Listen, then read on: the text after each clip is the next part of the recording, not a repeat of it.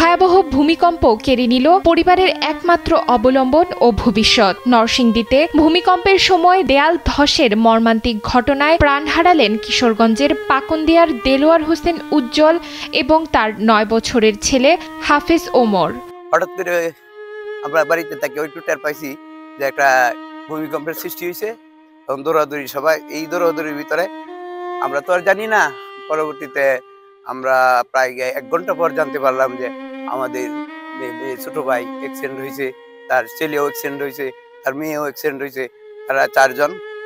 আমরা প্রশাসনের কাছে, এলাকাবাসীর কাছে, মহাদেশের কাছে, যত জায়গা আছে সবার কাছে আমরা কৃতজ্ঞ। আপনারা আল্লাহর রাস্তায় দোয়া করবেন আমার ভাই যেন বাচ্চাদের জন্য জান্নাতুল ফেরদৌস দান করে আল্লাহ। ওদের যে আত্মার রুহের মাগফিরাত কেন, আমি আর এর বেশি বলতে পারবো না। শুক্রবার সকাল 11:15 চাকরি সূত্রে দেলোয়ার হোসেন নরসিংদী শহরের গাবতলী এলাকায় একটি ভাড়া বাসায় সপরিবারে থাকতেন। ভূমিকম্পের সময় পাশের দেয়াল আকস্মিকভাবে ধসে পড়ে বাবা ও ছেলের ওপর। গুরুতর আহত অবস্থায় তাদের দ্রুত ঢাকা মেডিকেল কলেজ হাসপাতালে পাঠানো হলেও চিকিৎসাধীন অবস্থায় সেখানেই মৃত্যু হয় দুজনের। একই ঘটনায় দেলোয়ারের 2 কন্যাও আহত হয়ে বর্তমানে হাসপাতালে চিকিৎসা নিচ্ছে। মুহূর্তের বিপর্যয়ে স্বামী ও সন্তানের মৃত্যুতে শোকে পাথর হয়ে গেছে পরিবারটি। পরিবারের স্বজনদের কান্না আর আহাজারিতে ভারী হয়ে উঠেছে পাকুন্দিয়ার বাতাস। আসলে যার সন্তান চলে গেছে সে বুঝে।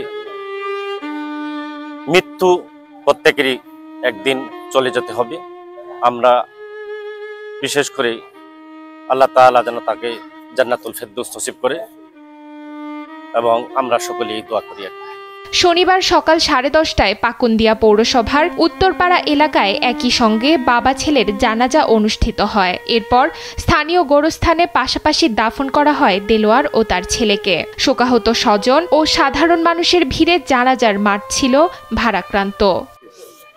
পাকুন্দিয়া পৌরসভার উত্তরপাড়া গ্রামে এবং তারা বসবাস করত নরসিংদীতে এবং কর্মস্থল নরসিংদী ছিল। মর্মান্তিক এই ভূমিকম্পে একটি হাফেজ ছেলে এবং তার কর্মরত পিতাকে আল্লাহ তাআলা দুনিয়া থেকে উঠিয়ে নিয়ে গেছে। সেই খবর শোনার সাথে সাথে পাকুন্দিয়া পৌরসভার সমস্ত লোকজন কান্না ভেঙে পড়ে। পাশাপাশি উত্তরপাড়া গ্রামে মৃত দেখার জন্য মানুষ চতুর্দিক দিয়ে ছুটে আসে এবং তাদের শুধু একটি ভাষায় যে একটি হাফেজ ছেলে মাত্র 9 বছরের, আল্লাহ রাব্বুল ইজ্জত তাকে দুনিয়া থেকে উঠিয়ে নিয়েছেন। তার জন্য তার যে কচিকাঁচা বন্ধু বান্ধব এবং এলাকার ময়মরব্বী আপামর জনসাধারণ সকলেই সুস্বাগত। এবং এই অকাল প্রয়াণ শুধুমাত্র একটি পরিবারের ক্ষতি নয়, বরং ভূমিকম্পের মতো প্রাকৃতিক বিপর্যয়ের মুখে আমাদের অসহায়তারও এক করুণ প্রতিচ্ছবি। এই শোক কাটিয়ে ওঠা সহজ নয়। কিশোরগঞ্জ থেকে নূর মোহাম্মদের পাঠানো তথ্যচিত্রে ডেস্ক রিপোর্ট, নুসরাত তালবিয়া।